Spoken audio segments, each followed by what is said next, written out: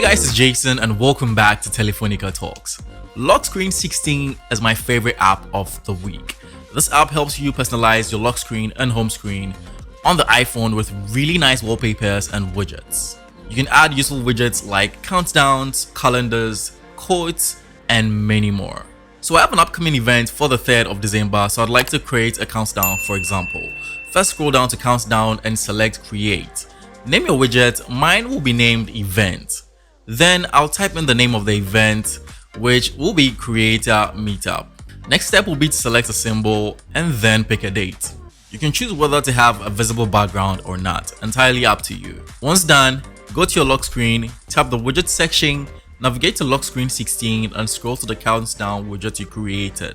Now you can have it sit beautifully on your lock screen to let you know about your upcoming event. If you're a big fan of depth wallpapers for your lock screen, this app has got you covered as well. This app is super clean, very intuitive, and totally free. A link to download it will be placed down in the description section, so make sure to check it out. Thanks for watching to the end. I go by the name Jason. If you're new here, make sure to subscribe to the channel so that anytime we release a new video, you would be alerted instantly. I'll catch you in another video. Peace out.